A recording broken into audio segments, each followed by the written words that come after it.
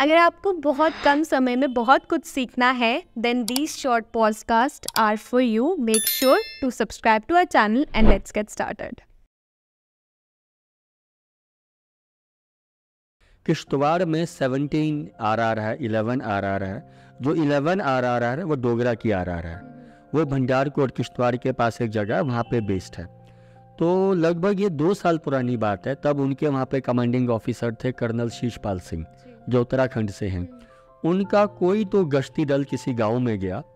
जब वो उस गांव में गया तो उस गांव में उन्हें एक लड़की मिली जिसकी दोनों बाजुएं नहीं थी, बाई बर्थ नहीं थी, और वो लड़की स्कूल भी नहीं जाती थी। उसको ये लगता था कि मैं स्कूल जाती हूँ तो बच्चे टीज करते हैं, छेड़ते हैं, जैसे होता ही है ना। पर वो लड़की बड़ी तेज थी पढ़ने में, बड़ी ये वो थी।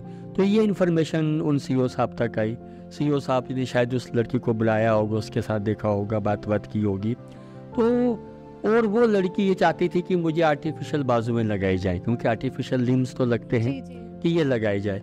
तो सीओ साहब ने ये बात मेघना आंटी से की। मेघना आंटी का बेटा यहाँ नगरोटा में ही आज से लगभग 6 साल पहले शहीद हो गया था। मेजर अक्षय गिरीश की मैं बात कर रहा हूँ, वो बेंगलोर में रहती हैं।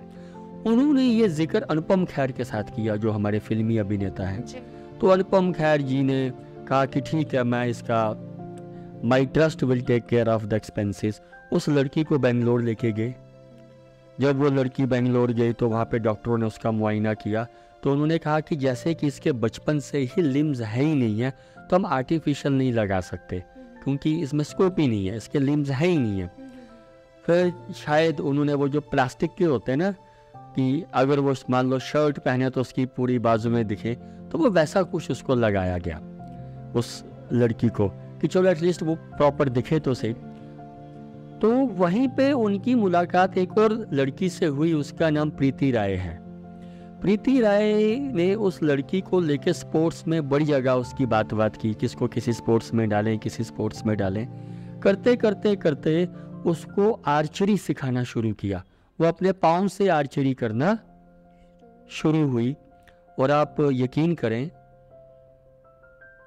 2 महीने पहले या शायद अभी 1 ही महीना हुआ है, वो लड़की यूरोप इंटरनेशनल टूर्नामेंट खेलने गई।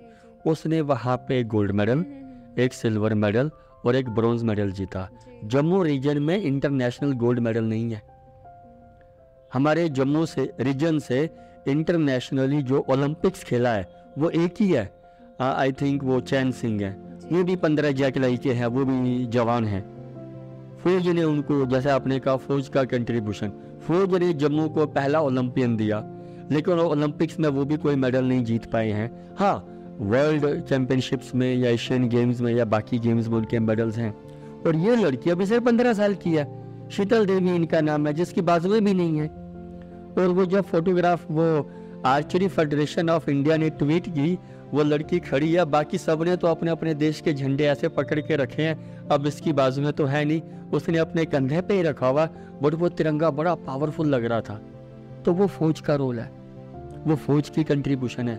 अगर वो 11 RR की पेट्रोल वहाँ पे नहीं गई होती, वो उसको नहीं ढूंढते, वो जो कर्नल साहब थे, मैं फिर उनका नाम लूँगा, कर्नल शीशपाल सिंह, वो अगर उस चीज़ को परस्यू नहीं करते, फिर मेघना आंटी, अनुपम खेर, प्रीति राय, ये सब लोग अपने एफर्ट्स नहीं डालते, तो शायद, अब मैं किश्तवाड़ की बात ही नहीं करता हूँ, जम्मू की बात ही नहीं करता, शायद हिंदुस्तान को एक इतना बड़ा हीरा नहीं मिलता।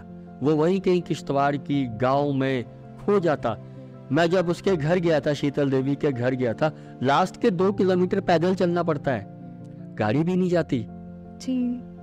All right, thank you so much for watching this podcast. Make sure आप इसके related full podcast हमारे channel पे जाके देखें and subscribe to our channel.